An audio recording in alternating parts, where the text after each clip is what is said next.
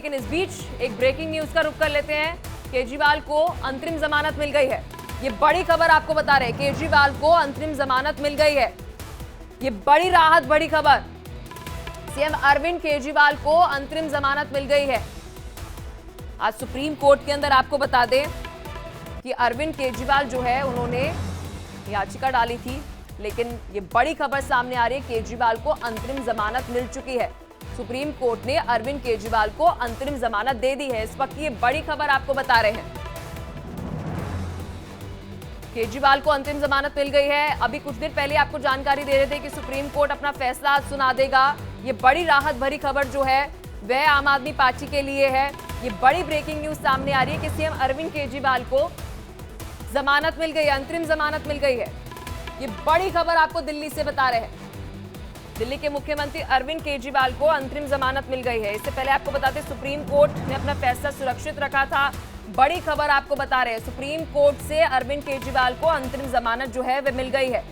दिल्ली से इस वक्त की बड़ी खबर आप सभी की टीवी स्क्रीन पर। शराब घोटाले मामले के अंदर सीएम अरविंद केजरीवाल को अंतरिम जमानत जो है वह मिल गई है। इससे पहले आपको बता दें कि लगातार ईडी इस मामले की जांच जो है वह कर रही है। सुप्रीम कोर्ट के अंदर अगर हम बात करें तो अरविंद केजरीवाल ने अर्जी जो है वह डाली थी। इससे पहले हाई कोर्ट की अगर हम बात करें, दिल्ली हाई कोर्ट ने इस फैसले को सही ठहराया था। लेकिन बड़ी राहत दिल्ली के मुख्यमंत्री अरविंद केजरीवाल को इस वक्त मिलते हुए नजर आ रही है सुप्रीम कोर्ट से। सुप्रीम कोर्ट ने दिल्ली के मुख्यमंत्री अरविंद केजरीवाल को जमानत दे दी है। ईडी की गिरफ्तारी को उन्होंने चुनौती दी थी। 17 मई को सुप्रीम कोर्ट ने अपना फैसला सुरक्षित रखा था, लेकिन आज दिल्ली के मुख्यमंत्री अरविंद केजरीवाल को बड़ी राहत कोर्ट से मिली है, सुप्रीम कोर्ट से मिली है, जहां उन्हें अंतरिम जमानत मिल गई है। बड़ी खबर बता रहे हैं। तो वहीं अगर दिल्ली के मुख्यमंत्री अरविंद केजरीवाल की याचिका की बात करें तो उन्होंने ईडी की दलीलों को कानून के हिसाब से ठीक नहीं है ये दलील डाली थी। ईडी की दलीलें असंवेदनशीलता को दर्शाती हैं। मुझे अपमानित और परेशान करने के अवैध रूप से गिरफ्तार किया गया है। ये आपको अरविंद केजरीवाल का पक्ष सुना रहे हैं। लेकिन खबर पर बड़ी डेवलपमेंट इस वक्त ये है कि दिल्ली के मुख्यमंत्री अरविंद केजरीवाल को सुप्रीम कोर्ट से बड़ी राहत मिली है। केजरीवाल को अंतरिम जमानत मिल गई है। इससे पहले आपको बता दें राउज एवेन्यू कोर्ट से भी मिली थी, लेकिन उसके बाद इसी खबर पर और अधिक जानकारी के साथ मेरे सहयोगी आशीष हमारे साथ जुड़ चुके हैं। आशीष, खबर पर क्या कुछ अपडेट आम आदमी पार्टी के लिए, दिल्ली के मुख्यमंत्री अरविंद केजरीवाल के लिए एक बड़ी राहत, बड़ी खबर है, अंतरिम जमानत मिल गई है सुप्रीम कोर्ट से।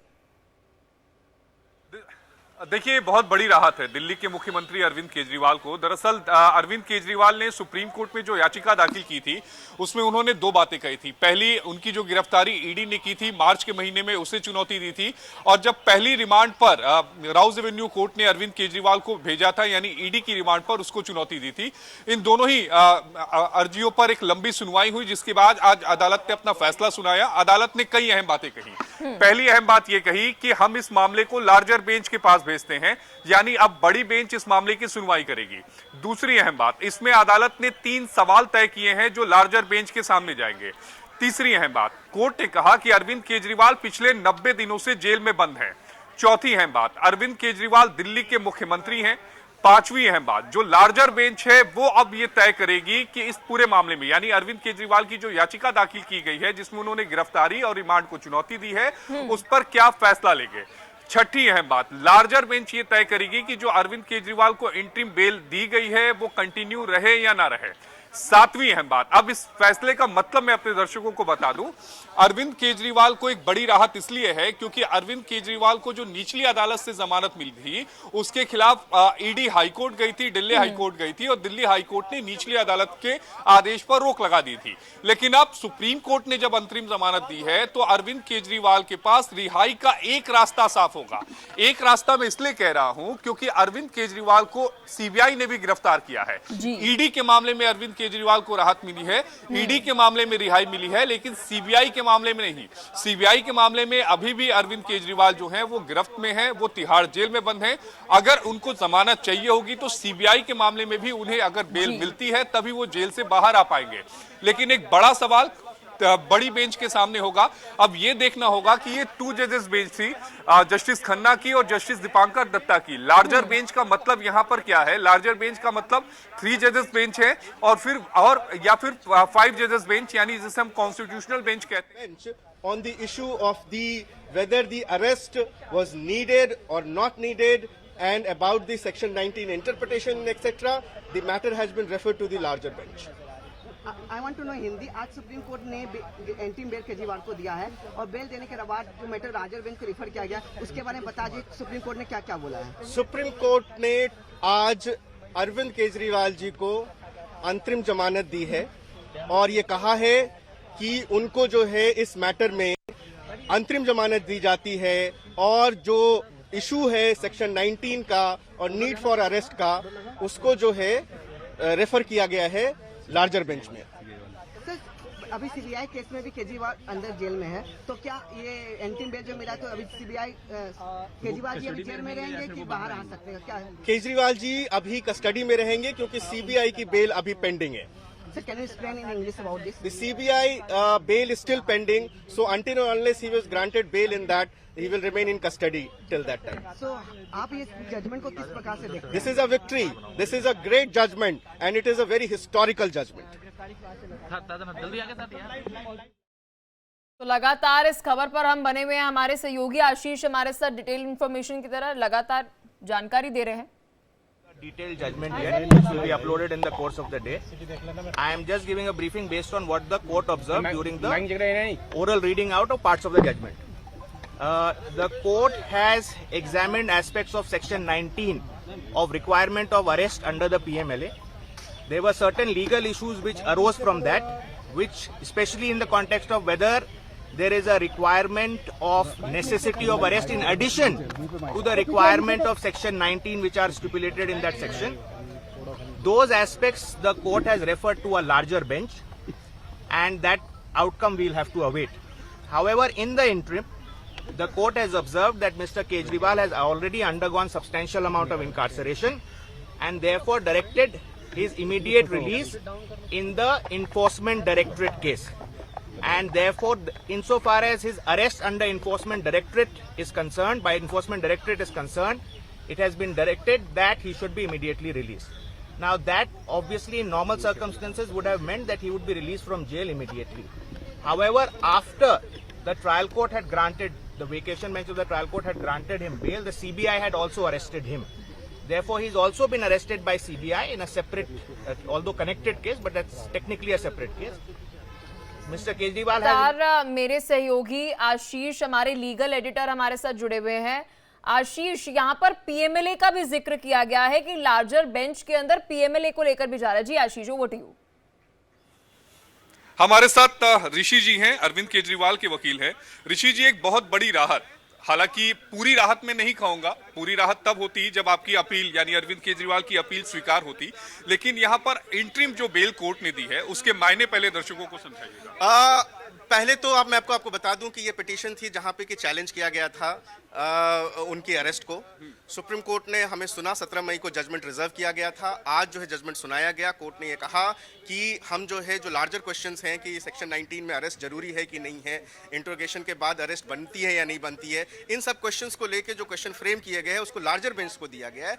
लेकिन जब तक लार्जर बेंच इसकी सुनवाई करेगी, सुप्रीम कोर्ट ने आज अरविंद केजरीवाल जी को अंतरिम जमानत दी है। लेकिन इसका मतलब अरविंद केजरीवाल फिलहाल अभी तो जेल में रहेंगे क्योंकि सीबीआई वाले मामले में उन्हें अभी तक राहत नहीं मिली। सीबीआई के मामले में अभी पेंडिंग है मामला, और सीबीआई का बेल जो है 17 जुलाई को उसकी हियरिंग है, और अब जो है जब सुनवाई होगी, अगर उनको उनमें बेल मिलता है तब वो जेल से बाहर आएंगे। लार्जर बेंच के सामने जो सवाल तय किए गए हैं, लार्जर बेंच का मतलब यहाँ पर क्या है? 3 जजेस बेंच होगी या 5 जजेस? 5 जजेस बेंच। 5 जजेस कॉन्स्टिट्यूशन बेंच में पूरा मामला जाएगा। एक बड़ी राहत मिली है, और अरविंद केजरीवाल को उनके वकील साफ कह रहे हैं कि अब ये चूंकि पूरा मामला जो है वो लार्जर बेंच के समक्ष गया है, इसका मतलब ये है कि लार्जर बेंच ये तय करेगी कि क्या पीएमएलए एक्ट में गिरफ्तारी जरूरी है या नहीं, ये क्वेश्चन ऑफ लॉ है, इसमें एक लंबा समय लगता है।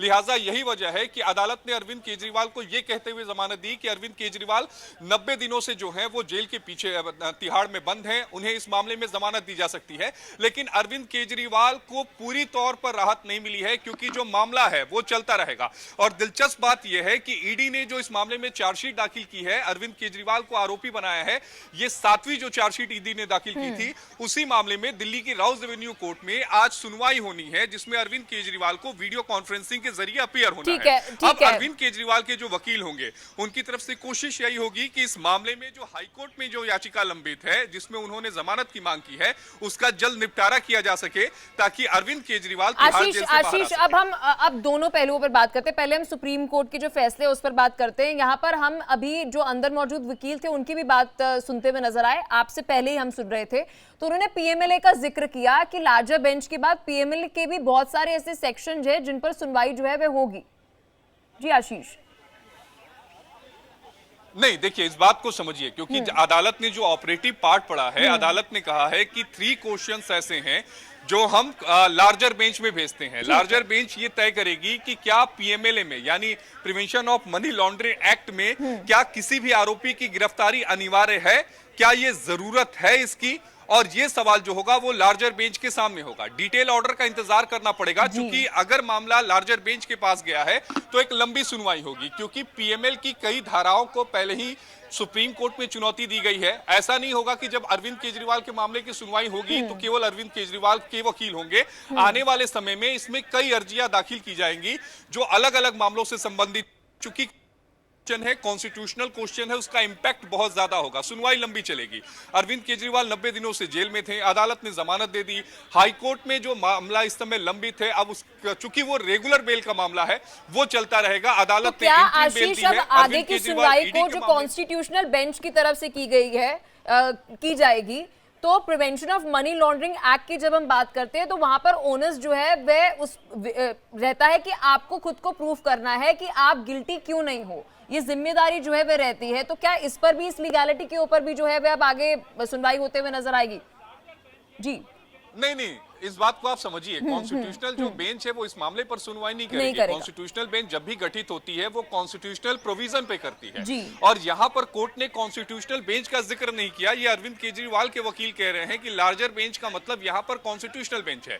लेकिन अमूनन जब इस तरह के मामलों में 2 जजेस बेंच होती है, यानी इस मामले में जस्टिस खन्ना और जस्टिस दीपांकर दत्ता की जो बेंच थी, उन्होंने केवल एक अपने ऑपरेटिव पार्ट में बोला है कि मामले को लार्जर बेंच में भेजा जाता है। इसीलिए मैंने शुरुआत में भी कहा था कि चीफ जस्टिस ये तय करेंगे कि लार्जर बेंच का मतलब यहां पर क्या है, 3 जजेस बेंच होगी या 5 जजेस बेंच होगी, वो जाके आगे वो तय करेंगे कि इस पूरे मामले में सुनवाई कौन सी बेंच करे, होगी, लंबी चलेगी।